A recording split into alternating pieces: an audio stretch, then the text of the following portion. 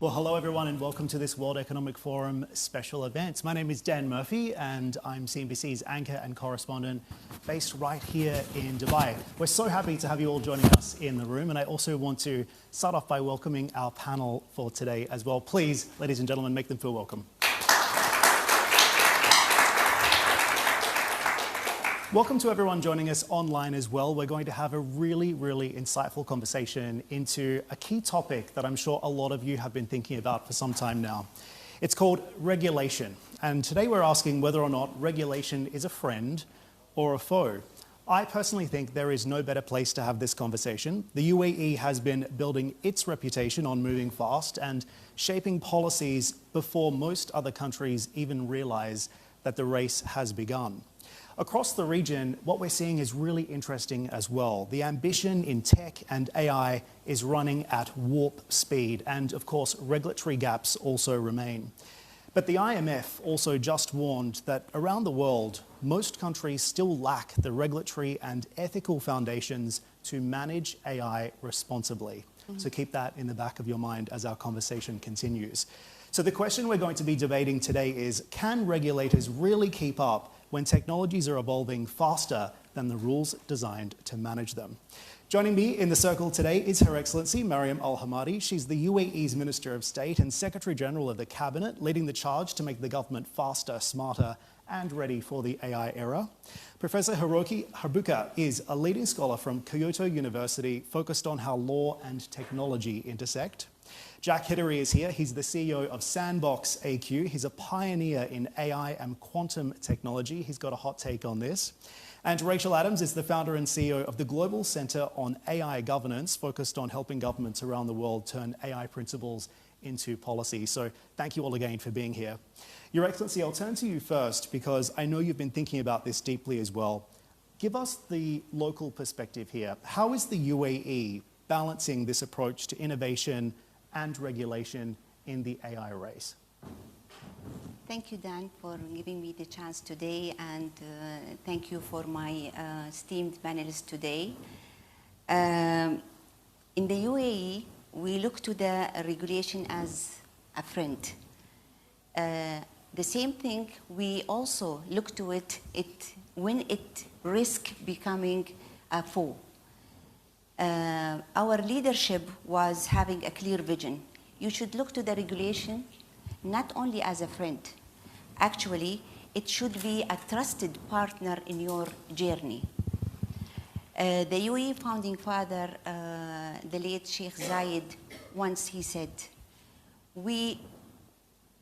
our goal is to ensure justice in our journey and in our community, and uphold what is right. And that's become our compass. And that's why we look to the regulation not as a barrier. However, we look to the regulation as a bridge to progress, a prosperity, and justice, the same thing. However, you can look to the regulation also as a barrier or a friend. It depends on how you deal with it. When the regulation can be a friend, actually, whenever it is clear, when it is transparent, when it is adaptive by design, and the same thing, it has a global perspective. And let me, Dan, give you some clearance about this one. Emerging technology from the AI to quantum computing is moving very fast, and it will not wait for your laws and regulation systems to catch up. And that's why we have to plan earlier to this one. And that's why we scan the horizon. We see the new emerging technologies. We see also the investment flow, stock market changes, the policy makers shift, and all the opportunities and risk that we can see it. And based on that one, we build flexibility in our legislation system so it can adapt and at the same time will not expire. We have learned from our journey that adaptive regulations always will be relevant and always will keep the trust in your system alive. And this is how we are working, and that's why clarity is very important in our ecosystem. That's why we co-design our regulations with all our stakeholders, whether they are academians, NGOs, business, government, startup. So they are part of our ecosystem that we are building in the UAE. Your Excellency, let me follow up and ask you as well, more specifically, as you regulate, given the pace of innovation, what would you say is the single biggest challenge that you're facing today at the government level? Is actually because we are a federal government that has federal and 7 local emirates. So the coordinations to ensure that all our stakeholders are aligned with us whenever we approve our legislation is very important. And second thing is how to make it adaptive to what's going on globally also. This is the most important thing. And that's why we work very dynamic in changing our ecosystem. Actually, the past 4 or 5 years, we have did radical revamp in our financial and ecosystem in the UAE, and still we are working also in the financial free zones and the stock markets also to look to the legislations and the ecosystem that will help the business to grow in the UAE. You mentioned something really interesting as well, which is adaptability, and I want to come back to that in just a moment, but I want to maybe make the conversation a bit more global as well and bring in Professor Habuka on this, because when we zoom out globally as well, Professor, it seems right now that even the most advanced economies are still struggling to keep up. I think it's also fair to say that trust in AI regulation, I mean, despite what we're seeing happen here in the UAE, is still quite low, right? So how do you regulate something that learns and self-evolves faster than legislation can be drafted? Great question. So first of all, it is almost impossible to provide every details in the regulation. Because, for example, in Japan, it takes at least 2 or 3 years to make one law. And 2 or 3 years are like 10 years in the AI industry, even more. So, of course, it is important to make the legislation process faster, but it is also important to make sure that regulation is future-proof. Then how is that possible? One of the approaches will be make it more outcome-based or principle-based rather than rule-based. And this is good because it brings the idea of tech neutrality of regulation. So we have had a long-standing tradition of regulatory tech neutrality, which means that regulation should not specify which technologies to use or not to use to achieve certain regulatory goals. Because what we want to achieve through regulation is not the technology regulation, but to achieve certain values, goals. And those values should be protected or achieved regardless of if we use AI or not. So making a regulation more outcome-based, goal-based, principle-based is one of the approaches. Then the question goes, how to fill in the gap between the regulation and practice, or regulation and operation. And here, we might be able to use some soft law tools such as guidance or standards or manuals that should be agreed upon multi-stakeholders, and that should be updated in agile manner. It is much easier to update the soft law compared with hard law. Like, the hard law will be created through the legislation process, which takes, again, very long. But if it is just a soft law guidance, it can be updated faster. And also, the good point of soft law is that you don't necessarily comply with the soft law if you can achieve the same level or even better level of regulatory goals. So that allows each business to invent more kind of an innovative compliance method, which could boost innovation. Yeah. So this is a short answer to your question. Okay, I want to get the private sector perspective on this as well. So you've heard what the professor has just had to say, Jack. Weigh in on this, because SandboxAQ is really at the bleeding edge of this. You are AI plus quantum. When you look at what's happening with regulation around the world right now, given how fast your company is moving, do you think, hey, okay, that's cute, nice. What's your opinion on this? How are you thinking about the role of regulation given what you're building right now? Well, Dan, first of all, this is a key topic to discuss right now. This is the moment to really address it. 2 years ago, AI burst on the scene. Many of us have been involved in AI much longer, but it really burst on the scene, particularly for government policymakers. And one point to make about technology, every time there's a new advanced technology, often there's fear.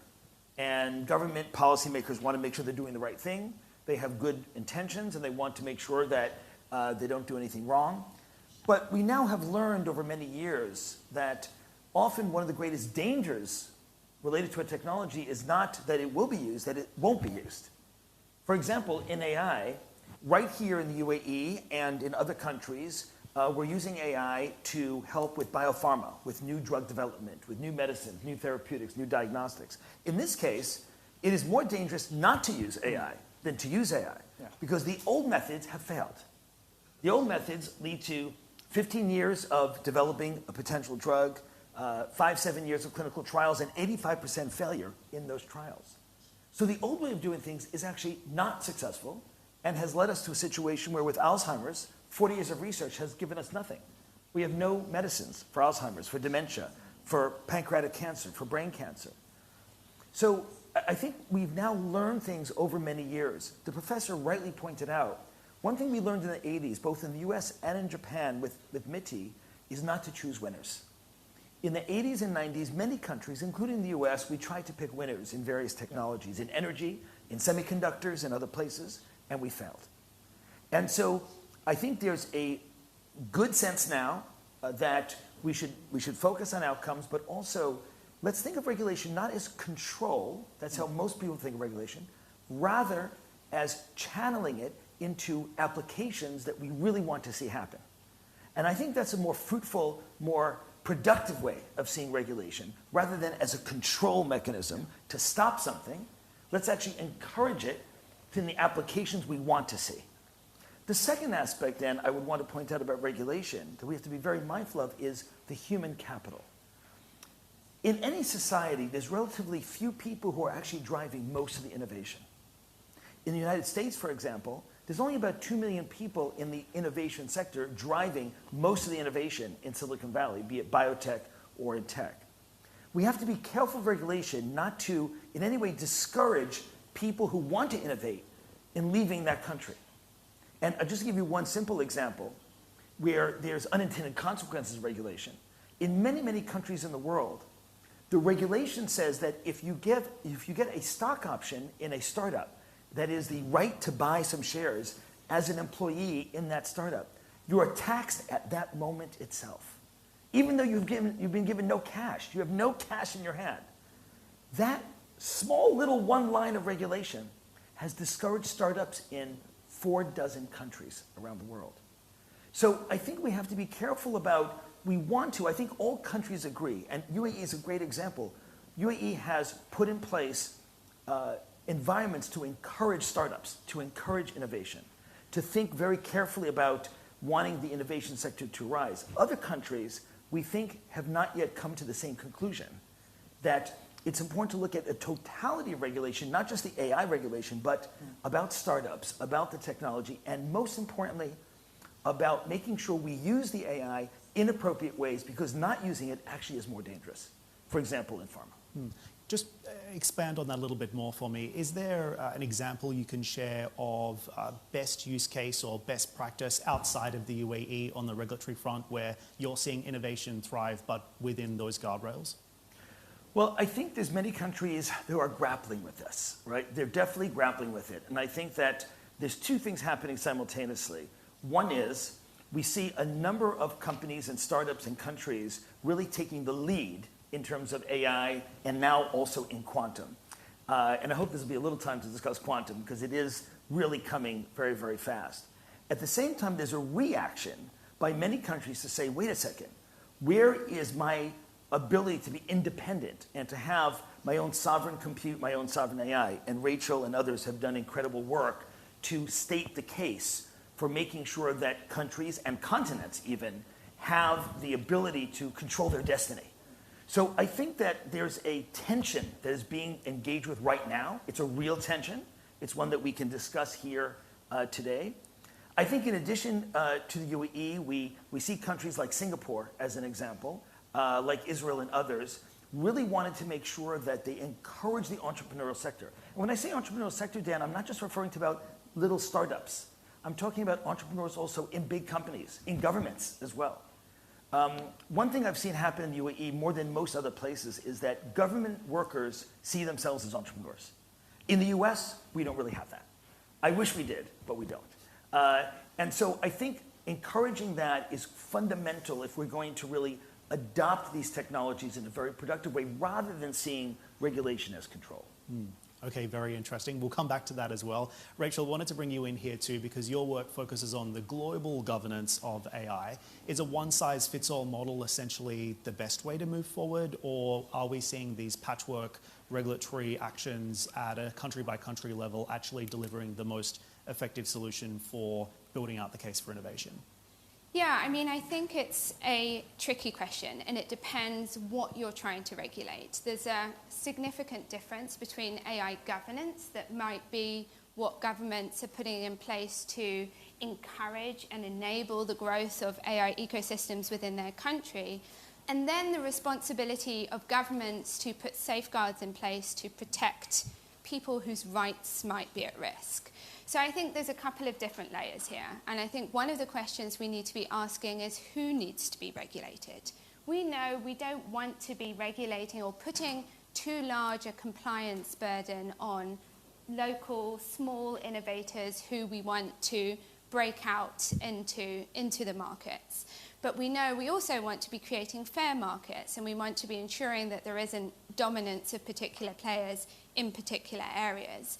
So I think global governance is important when we're dealing with global issues. So we're dealing with big tech companies that are able to do one thing in one part of the world, so have really sophisticated, well-resourced content moderation for the English language in the United States, but at the same time don't provide the same kind of resourcing, safeguarding, monitoring and moderation in other parts of the world. This is a failure, and this is where countries alone probably will not be able to regulate this kind of thing on their own. On the kind of policy side and the enabling side, global governance is important for when you want to promote cooperation on building kind of AI global commons and thinking about how do we share access to infrastructure. Computer's not going to be something that's owned by everyone. It's so expensive. How do we share access to critical data sets? So this is where we want interoperable governance frameworks that's going to allow different countries to be able to share and enable that kind of cross-border innovation. It's interesting because, as Her Excellency was explaining, the UAE is also driven by a moral guidance, a moral obligation here. Do other nations necessarily have that same approach? Well, we led a study called the Global Index on Responsible AI that measured country-level commitments and practices to responsible AI in 138 countries and jurisdictions. And out of a total of 100, the average global score was 18. So the finding was that at the moment, and the IMF have a similar kind of index, but at the moment, the majority of people around the world are living without adequate protection for the kinds of human rights related risks that AI may pose. So at the moment, AI ethics is a set of principles that are not necessarily being realized. Okay, so let's open it up here because I think we're touching on something that's really interesting, and you've mentioned it. Who should essentially be leading on these guardrails now? Is it governments? Is it companies? Or should it be a shared model overall? Your Excellency, do you want to speak to that first? I think it is something you have to look to it as co-design between all the stakeholders. It's not one. It's not only the government. It was an old statements when we say the government will do the legislations. It's not anymore adaptable for this region. We have to work with all our stakeholders. We have to work to understand, to listen to them. And that's why we revamp our legislations. If you don't do that ecosystem in your country, the people will not stay because the global is moving around and the changes in the technology, the concepts, the policies are evolving everywhere in the world. That's why you need to build that ecosystem that is adaptable to all the changes around you and bring everyone with you. And that's why in the UAE, we have a platform where all our legislations inside it It is, you can access to it more than 30 languages. You can search for anything. This is to ensure that our legislation ecosystem is very transparent to the whole people are living in the UAE.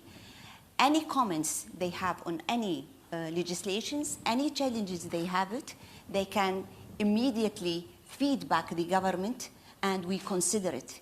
90% of the requirements of our stakeholders in the UAE has been considered in the revamp of our legislation ecosystem. And this is how we keep ourselves relevant, up to date with the emerging technologies, the whole world around us in the world. The other thing that we are working with the WIF now to build in a project called GRIP, which is a global regulatory innovation platform, where we invite all the countries to put their practices, to their experiences inside this platform. We dialogue together, and the same thing, we have also to assess our readiness to build that ecosystem that will help the UAE and the other countries, not only us, to have an ecosystem that is relevant to everyone. And this is actually what is happening in the UAE. I will give you more example, Dan, if you allow me, how we interpret AI in the legislations in the UAE, if I have enough time and you don't have other questions. Late this year, the UAE government have launched the first project for how to introduce AI in the legislation ecosystem. And when we do that one, actually, the first thing that comes to the mind of everyone, well, ChatGPT now can draft any law. ChatGPT, if you give him the right prompts, it will go, and it has all the link to all the international trends and sources. It will bring for you the best law that you want. Is it relevant or not relevant? Whatever we are thinking in the AI project in the UAE, in our legislation ecosystem, is not how to draft legislations. It's not anymore a challenge in the UAE. Anyone can do that one. AI can do that one. Actually, we are building an AI ecosystem that is linked to all the sources, international and local, all the legislation that we have it on the federal level and into local level. It is linked to the social media. So whenever people, our stakeholders, talk about any challenge they have, the system itself will alert the government. People are talking about that challenge, and in specific, they are looking about that clause or that article in that law. We want to reach to that level of integration AI in our ecosystem. It will link to the services that we are providing to our customers. For example, if you are granting any license to any investor, and the people in the front line, they're asking more requirement. And the law doesn't say that one, okay? So we are knowing that the people at the implementation of the law in the field is not exactly what is in the law. We need that AI tool to detect for us, based on the international trend, if there is any duplicate in our law, if there is any article which is outdated. So it will tell us. If we did any change in any law, the AI tool will tell us, because it is like cohesive system, will tell us, if you did that change in that article, you have to always remember that that article is linked to this article in different laws. So when you do the change in this law, you have to do the changes in the other law. So it will keep us always updated. This is how we look to the AI in legislation in the UAE. We want it to be real live feedback from our stakeholders, and the same thing to measure for us the impact of our regulations in the UAE. And if I could just build on the minister's statements, and back to your question also, I think we have to really grapple the fact that AI is just at the very beginning. As much as we think it's already quite advanced, and it has already had quite an impact, Governments are using it. People are using it personally. I know many friends who are using it as their therapists now, and they're talking to AIs as their therapists. But it's actually at the very beginning. I'll just give you one concrete example. Right now in this room, as far as I know, we're all humans in this room. But 4 or 5 years from now, at this very room, when we have a Global Leadership Futures Council of the WEF in the UAE, we're going to have humanoid robots in this room. Machines, yeah. Yeah, there'll be robots. They'll be sitting on a chair. They'll be taking notes or doing other things. And we're going to have to grapple with this as governments, as regulators, and as companies. We're going to say, look, there's a lot of positive that can come from these humanoid robots. An example, again, would be as people get older, instead of having them go to a nursing home or other kinds of places, they can stay in their homes. They can be cared for by a robot. I think we all think this is a very positive thing. But at the same time, introducing humanoid walking, talking robots in our society is going to be a much bigger shock than any ChatGPT that we've now engaged with.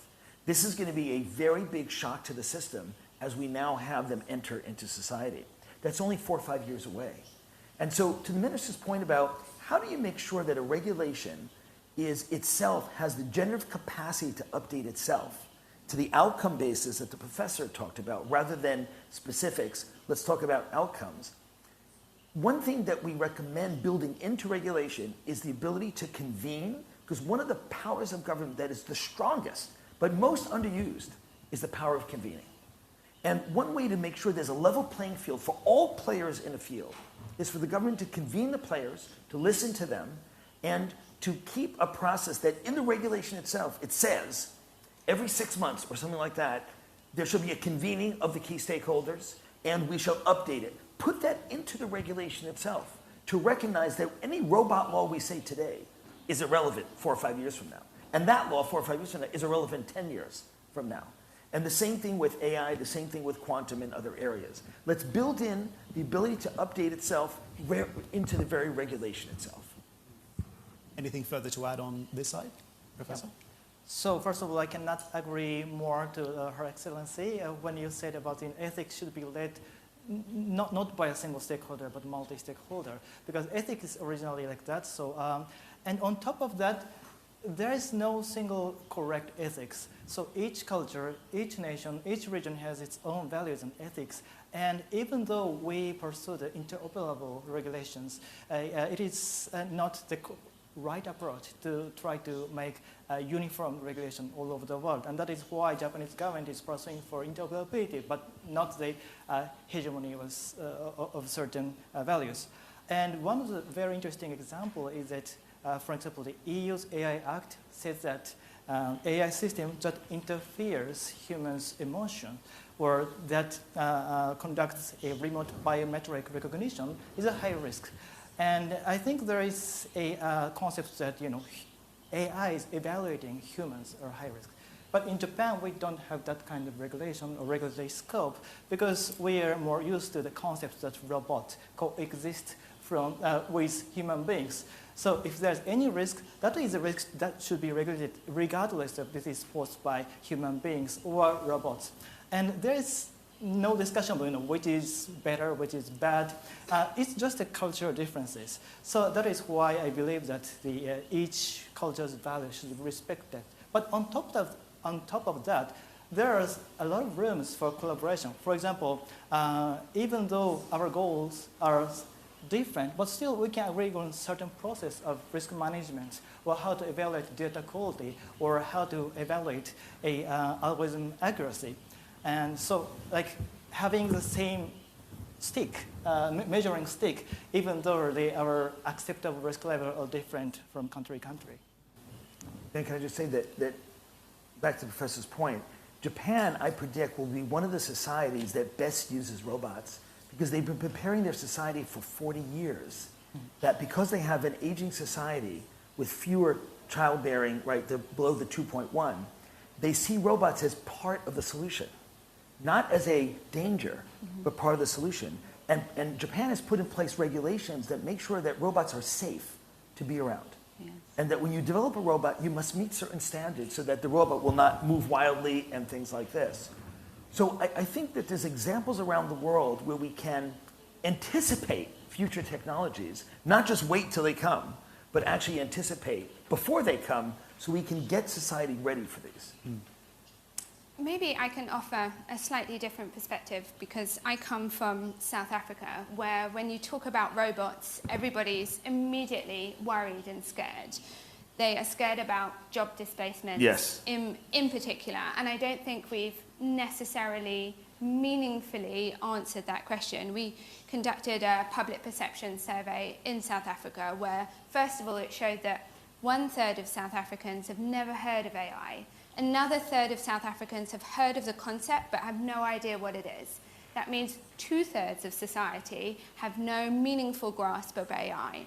So if we're talking about that kind of context where you have very low levels of understanding and AI literacy, and then we're talking about a context where in the future AI may not just regulate itself but regulate all of society, there are some fundamental questions that need to be answered about democratic values.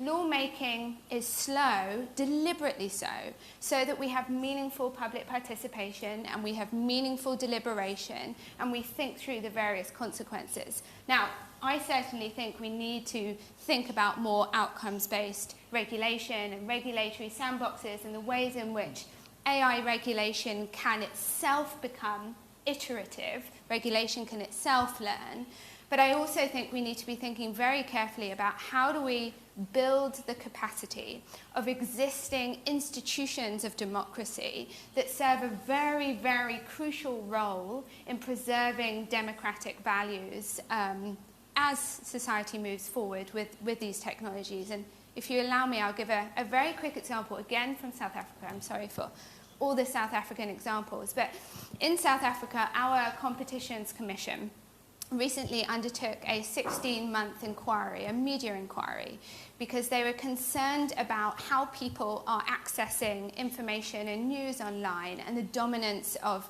digital platforms. And they found that global news platforms and particularly the search engines online were algorithmically biased towards global news outlets and global news sources and deprioritizing local news sources, which was resulting in a lack of diversity in terms of what people knew about their country. So in a country where so few people have a kind of good AI literacy, this is really kind of concerning around the enjoyment of democratic and constitutional values, but it does show the important role that democratic institutions in many parts of the world are playing. Very interesting. Jack, can I have you pick up on that as well? Because one of the things you spoke about earlier is the impact of all of this. And as a product builder yourself, how do you think about the impact of the technology that you're creating on societies and, to the point here, on democracy as well? Well, the first thing I want to say is that, we've had a tradition in our general societies that when you are a leader in a particular field, you also have a responsibility. When we first started giving licenses to TV stations, we're on TV right here, there was built into that license an obligation for also using those channels and spectrum for education. And for that reason, we have a number of channels that actually are dedicated to that. I would propose, and we've now tried to get this going, that those of us who make this AI, those of us who are responsible for putting it out there, also have a responsibility for education, for sharing, for getting this out there in a more open way. And I think that we should not wait for the government to give us this, mandate this responsibility, but we should eagerly, proactively want this responsibility because it will benefit all of society. And I think, Rachel, you point to a very, very key area of challenge, that when new technology comes, it is not spread like peanut butter evenly across society. It is very uneven, very lumpy in terms of how people can adopt it in different ways.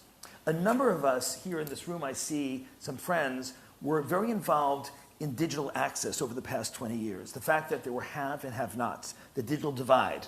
And only now, 25 years later, are we finally closing the digital divide. We've talked about the fact that many people in the world were outside the realm of having access to digital smartphones, to high bandwidth and things like that. And we talked about it, and we did some things, and only now are we now finally coming to the edge of the end of the digital divide. I don't want to see the same thing happen with AI, where we have an AI divide for 25 years. We can learn from the mistakes that, and I'll just say for myself, that we made in the digital divide era. And we're down to now the last 1.5 billion people in our planet who don't have access to the same kind of bandwidth and phones that many of us do. And that will be closed in the next 36, 48 months. India is an example where Jio, the service, is now giving away 600 million phones at very low cost, which will help to close that final divide.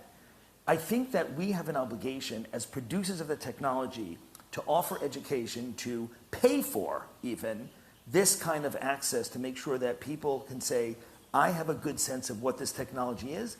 And also, to the point which I think you made, how do we give people the empowerment to make decisions explicitly, not force it on them, but make explicit decisions? Where do they want AI in their lives, and where do they not want AI in their lives? And I think the danger I see right now is that we're going to slip AI into so many different places that we won't be aware.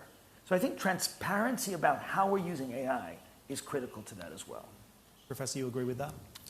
Yeah, I mean, so the thing we have to all agree on is that we cannot keep one set of values or mindset forever. For example, we have had a long tradition of freedom of expression. So government was supposed not to intervene any expressions in the market because humans are wise, and if there is a free market of expression, then we can make a better choice. But it's already a myth because we've seen a lot of cases where algorithms divide people, and once you're categorized certain group, then you will see only the part of the information to decide democratic decisions. So human beings are not so smart to make their own decisions without any interference by others. So it is important to note that we need some kind of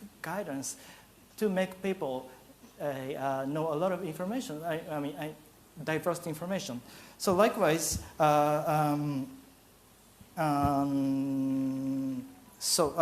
it is important the government to balance different values, to set the line of acceptable risk levels, and always try to update the acceptance risk level for each AI system. So we need to learn from the society and practice and how to manage the newly happening risks. So we've spoken a lot about what's happening on the innovation track, on the regulatory track. I want to just quickly talk about, before we wrap this up, what concerns all of you the most about where we stand right now, and if there is anything that is keeping you awake at night as we ponder these questions. One thing that I think about quite deeply is the fact that recent studies have shown, given the rise of ChatGPT, the increasing use of these artificial intelligence chatbots, for example, and other AI tools, that humans are now losing their ability to think critically and creatively. The loss of human consciousness is probably something that concerns me the most. And of course, when you look at the regulatory angle of this as well, this is something that regulation cannot necessarily touch. So what keeps you awake at night as you ponder these issues? Your Excellency, I want to finish on you, so Jack, I'll go to you first. Two things keep me up at night, and I did not get much sleep last night, it's true, partly because of these issues. One is on the education level, and this goes to the critical thinking, but it also goes again to, we have an obligation, knowing that this technology is very powerful, in a positive way, to finally address some of the issues we've had in education, where I took a year off of work and I went on a listening tour to go visit schools around the country and around the world that were doing things that are innovative, things that were outside the bounds of what normally schools do. Very recently, I went and took a trip to Austin, Texas to look at the Alpha School. The Alpha School is using AI in a very different way, and I'll leave it to folks watching this. They can look it up and see what's happening there. What I saw on the ground is that kids K through 12 can engage in AI in a personalized journey so they can learn in their own way, be it more video, be it more text, be it auditory, different modalities, and in their own time and pace, so that they're not forced into one rubric in terms of how we all went to school. I think there's a positive way to use AI to help with education.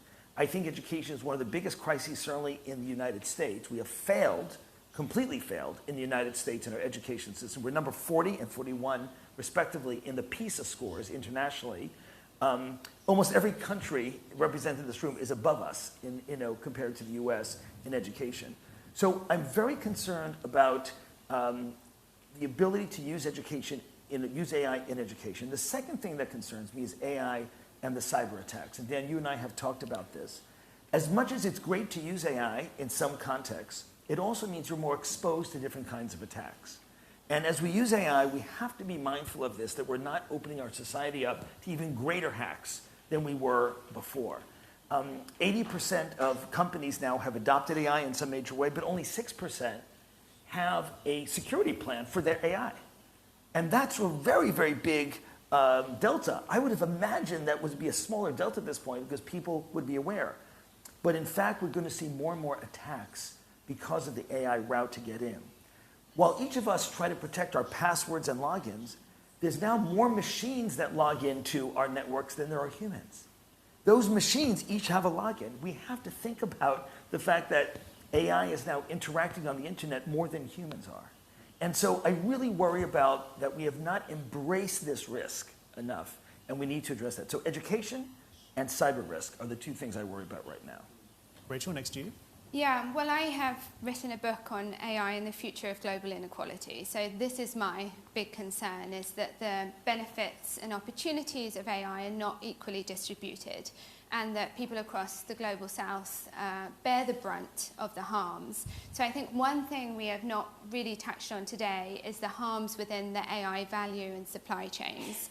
The humans that are behind the cleaning of the data, that are labeling the data, that are involved in human reinforcement learning in conditions that are really, really appalling. So I think that is an area that's not going to be solved through a good AI regulation, and it's going to need global cooperation. Professor? To me, the highest risk is that not to use AI. Then this connects to the discussion of digital divide.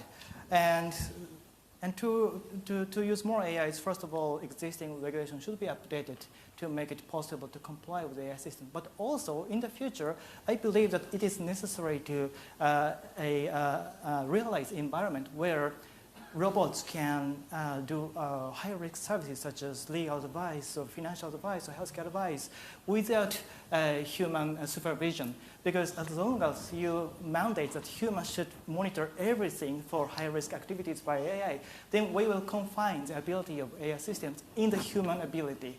So if we try to achieve that, and especially in Japanese context, we lost 900,000 populations last year only. So we need to make use of AI, not only for daily use, but also for high-risk purposes. And existing regulation cannot allow so far the high-risk conduct of AI systems without human intervention or human supervision, but we need seriously to discuss what governance mechanisms should be embedded to ensure that AI can do more high-risk activities.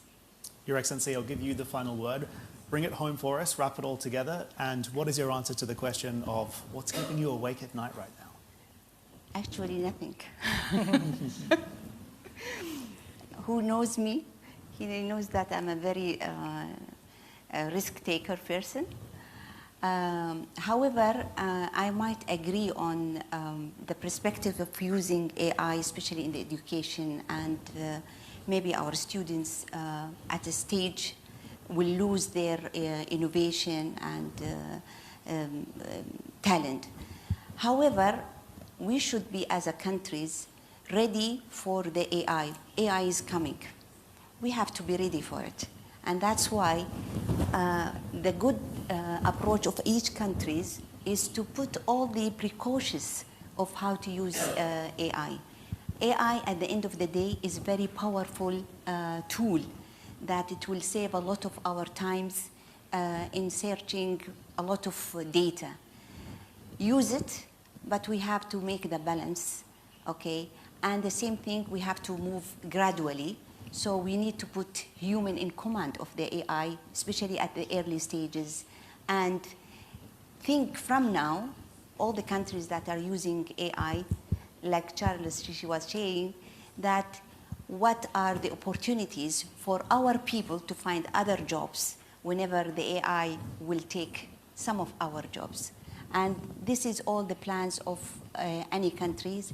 And this is actually what UAE is doing. In the Ministry of Education, they are doing a lot of efforts of how to introduce AI, okay, in the school, but the same thing, not to lose the talent of our children at the same time. Well, I think we'll end it on that note. Your Excellency, I want to say thank you so much for joining us today. Thank you to all of my panelists, and to those of you joining in the room and also watching us online, on behalf of CNBC and the World Economic Forum, thank you for being here.